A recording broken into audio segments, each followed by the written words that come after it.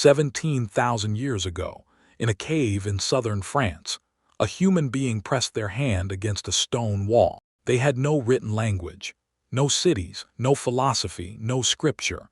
They had animal skins and fire and the dark, and they pressed their hand against the wall, blue pigment around their fingers, and left a mark. You can see it today if you visit Lascaux. The outline of a human hand in ochre and red, surrounded by bison and deer and symbols that no one has fully decoded. 17,000 years.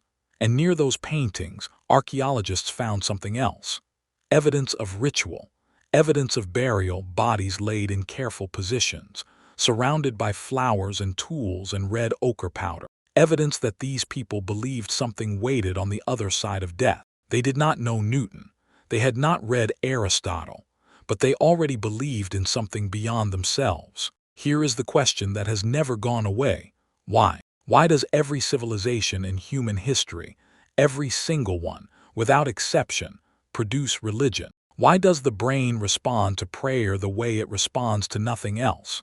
Why do people in hospital rooms at 3 in the morning whisper to someone they cannot see? There is a question so old it has been scratched into cave walls, carved into temple stones, and whispered in the darkest hours of every life. We will get to the answer. But first, you need to understand why you are even asking. This is not a video about which religion is correct. This is not an attack on science. This is not a defense of blind faith. This is a look at the most stubborn fact in human history, that no civilization has ever lived without God. And once you see the pattern, you cannot unsee it. Let's start with the science. Because if you are skeptical, if you think religion is just ignorance dressed up in robes, the science is actually where your argument gets complicated. In the early 2000s, a cognitive anthropologist named Pascal Boyer published a book called Religion Explained. Boyer is not a believer.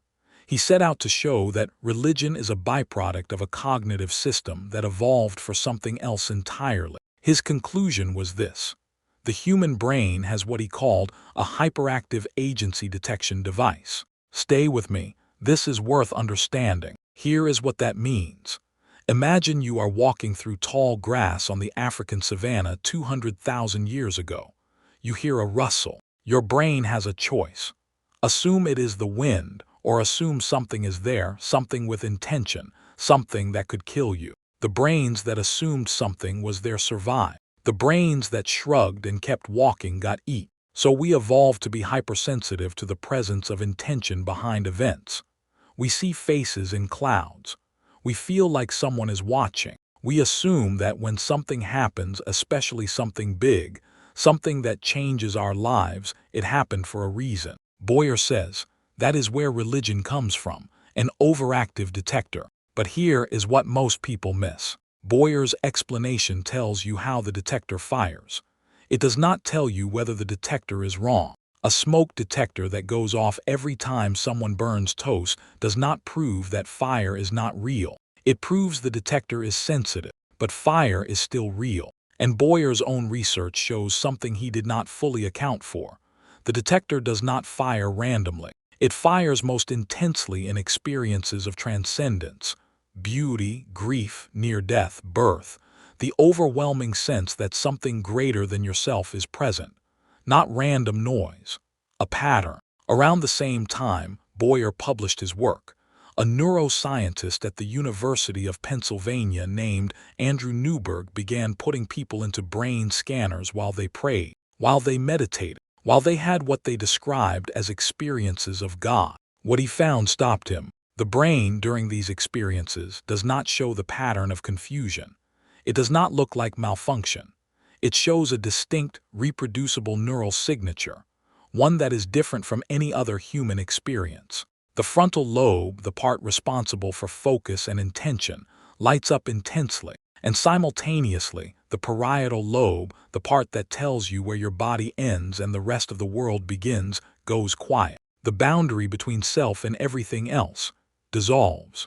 Newberg called this absolute unitary being. Mystics across every tradition, Christian, Buddhist, Jewish, Hindu, describe the same experience using different words, and their brains in the scanner look the same. You do not have to be religious to find that remarkable. The brain was not supposed to be able to do that, but it does, reliably, reproducibly, in every culture, in every century, in every language group that has ever been studied. And here is the fact that may be the most uncomfortable of all. Historian of religion Mircea Eliade spent his career studying every civilization in recorded human history, every one. And he concluded this: no spontaneously secular civilization has ever appeared. Not one. Every human culture left to itself produces religious behavior, ritual, sacrifice, prayer. The sense that the visible world is not the whole story. You can explain that as evolution. You can call it a bug in the software. Or you can ask a different question. What if the hunger is real? Because what it is hungry for is also real. If this is landing differently than you expected, you are not alone. Subscribe, there is more coming, and the next part changes everything. Now look at what humanity actually built with that hunger. Go back 5,000 years. Go to the Indus Valley, to ancient Mesopotamia, to the Nile Delta, to the highlands of Mexico, to the steppes of Central Asia. Everywhere you look, humans are building the same thing, a system for reaching up. Hinduism gives you the wheel of karma, a cycle of rebirth, action and consequence, a long ascent toward liberation from the self. You work, you suffer, you improve, you try again. The divine is the destination, but you are the one walking. Buddhism, which grew out of Hinduism's frustrations, goes further. The Buddha looked at the suffering of existence and said, "The self is the problem. Desire is the problem. Nirvana, the extinguishing, the blowing out, that is the goal. No more self, no more reaching. Reach up hard enough, long enough, and eventually there is nothing left to reach." Islam says, submit. The word Islam itself means submission. Allah is sovereign, utterly transcendent, and the human being's role is surrender and obedience to the law. The distance between human and divine is vast and cannot be crossed. It can only be bowed before. Greek and Roman religion said, bargain. Give the gods what they want: sacrifice, ritual, flattery, and maybe they will give you what you need. The gods were powerful but not particularly interested in you. You had to earn their attention. And this is where it gets remarkable. Every single one of these systems shares the same architecture. Man reaches up. Man tries harder. Man purifies himself. Man follows the law. Man extinguishes the self. Man performs the ritual. Man climbs the mountain. The direction is always the same. Now pay attention to this, because this is the thing that changes the entire conversation. There is one story in human history that goes the other direction. Not man reaching up to God, but God reaching down to man. Before we get there, let me show you what it looks like when a brilliant person tries every one of those upward systems, and none of them work. His name was Augustine. He was born in 354 AD in a North African city called Thagest, in what is now Algeria. His mother, Monica, was a devout Christian. His father was not. And Augustine was brilliant, possibly the sharpest mind of his century. He wanted everything. He chased pleasure, and pleasure bored him. He chased academic glory, and it left him empty. He studied philosophy, Plato, the Neoplatonists, and found truth but not peace. He joined a sect called the Manichaeans, who offered a cosmic explanation for evil, and he found it hollow. He took a mistress. He had a son. He moved to Rome, then to Milan, chasing the next thing that might finally fill the space. You know this feeling. You do not have to be a 4th century Roman to know this feeling. The job you thought would do it, the relationship, the achievement, the number in your bank account. And then you got it, and the gap was still there. Augustine stood in a garden in Milan in 386 AD. He was 31 years old, and he heard a child's voice from over a wall, singing, "Take up and read. Take up and read." He opened Paul's letter to the Romans, and something broke open. He wrote about it later. "You have made us for yourself, O Lord, and our heart is restless until it rests in you." Restless, not broken, not stupid, not weak, restless. Because a restless heart is a heart that has not found its home. Now watch what happens next. 1,500 years after Augustine, A man named Clive Staples Lewis sat in his rooms at Oxford furious. He was an atheist, a careful, committed, intellectually serious atheist. He had read everything. He had argued against Christianity in faculty rooms and pubs and dinner tables. And then, slowly, against his will, the argument started going the wrong direction. Lewis would later write, "I was the most dejected and reluctant convert in all of England. I did not see what I did not want to see." One night he got on the back of his brother's motorcycle to visit the zoo. By his own account, he got on as an atheist. He got off as a believer, not because of an emotional experience, because the argument, finally, had nowhere left to run. He wrote this, "If I find in myself desires which nothing in this world can satisfy, the only logical explanation is that I was made for another world." Not the only emotional explanation, the only logical one. Augustine in the 4th century, Lewis in the 20th, separated by 1600 years, arriving at the same place by the same road, a hunger that the world could not feed. Both of them at the end stopped reaching up, because something had already come down. Here is the part nobody tells you. The word that opens the Gospel of John, the Greek word logos, was not invented by Christians. The Greek philosophers had been using it for 500 years before Jesus was born. Heraclitus used it. The Stoics used it. Logos meant the rational principle behind all of reality, the intelligence woven into the structure of existence, the reason the universe makes sense instead of being random chaos. The Greeks believed in the Logos. They just did not know what it was.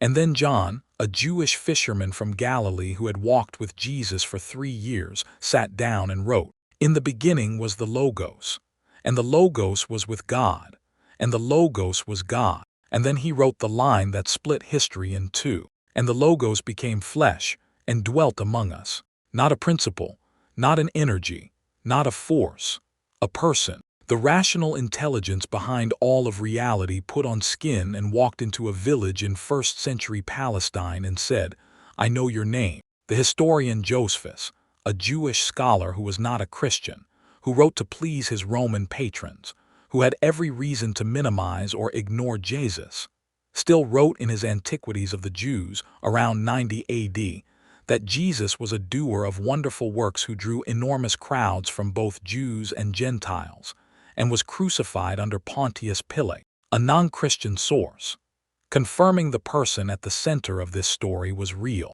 And that person said things no founder of any other religion has ever said. Mohammed said, "Follow the law." Buddha said, "Extinguish the self." Confucius said, "Honor the order." Every other teacher in history said, "Here is the path, walk it." Jesus said, "I am the way." Not here is a way, not one of many ways, I am the way.